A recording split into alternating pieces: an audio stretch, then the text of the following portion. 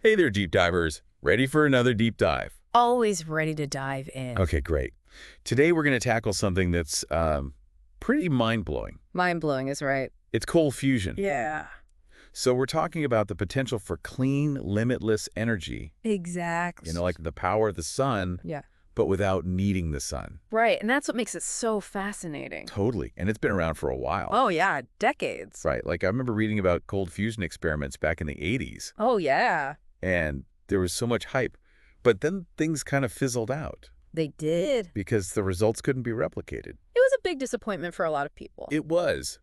But now, Oh, now. there's this new research that suggests maybe we were a little too quick to dismiss it. Maybe, just maybe there's something here. Yeah, so let's unpack this a bit. Okay. So we all know about regular fusion, right? Like what happens in stars. Yeah, the immense heat and pressure smashing atoms together. Exactly, and that releases a ton of energy. It does. But cold fusion aims to do the same thing At room temperature. at room temperature. Can you believe that? It sounds crazy, right? It does. So how is that even supposed to work? Well, that's the big challenge. The biggest obstacle is something called the Coulomb barrier. The Coulomb barrier. Yeah, it's basically this electric repulsion between atomic nuclei. Because they both have a positive charge. Exactly. It's like trying to force two magnets together with the same poles. They just push each other away. Right. So to achieve fusion, you need to overcome that barrier. Exactly. And that normally requires those insane temperatures we talked about. The temperatures you find inside stars? Right. But this new research suggests there might be ways to get around that barrier. Without needing a miniature sun in the lab. Exactly. And they point to 3 key mechanisms that could potentially make cold fusion a reality. Let's hear them. Okay, so the first one is called atomic scale charge shielding. Okay, so imagine this. You're using the structure of certain materials to basically cloak the positive charge of the nuclei. So you're making them less repulsive. Exactly. Like you're giving them a little disguise so they can sneak past each other. That's a great analogy. And the article suggests that we could boost fusion rates by a mind-blowing 25 orders of magnitude. Wait, 25 orders of magnitude? That sounds like a lot. It is. It's like going from the energy output of a firefly to the entire output of the sun. Whoa, okay, so that's charge shielding. That's charge shielding. The second mechanism they talk about is nuclear resonance. Okay, this one involves lasers. Lasers, always cool. I know, right? So think of it like this. Every atom has a specific resonant frequency. Like a tuning fork. Exactly. And if we hit the nuclei with a laser pulse at just the right frequency... We can get them to vibrate. Yeah.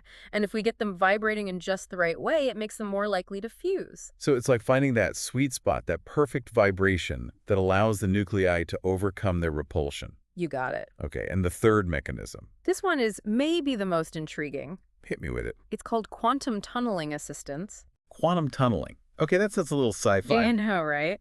But it's a real phenomenon in quantum mechanics. So how does it work? Okay, so imagine a particle approaching a wall.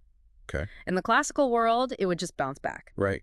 But in the quantum world, there's a chance that particle could actually tunnel straight through the wall. Whoa. And in this case, the wall is the Coulomb barrier. Exactly.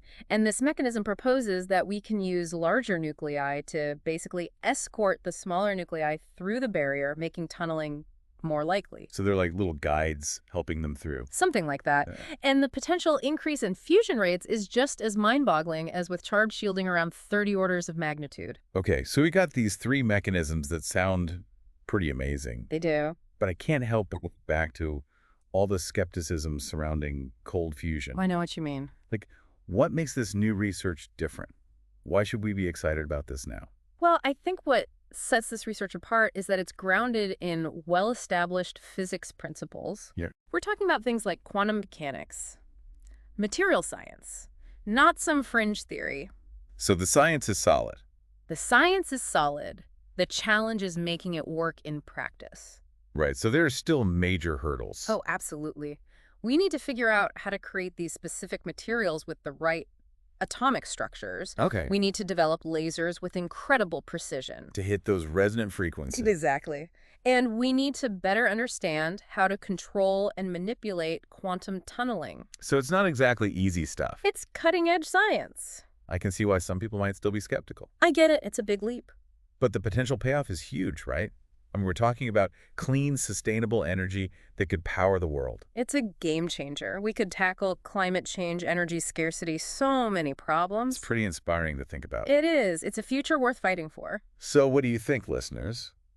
Is cold fusion finally ready for prime time? Or is it still too good to be true?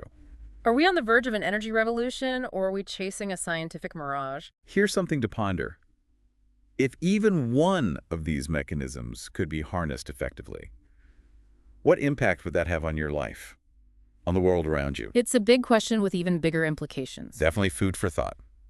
Until next time, deep divers keep exploring. Keep asking questions.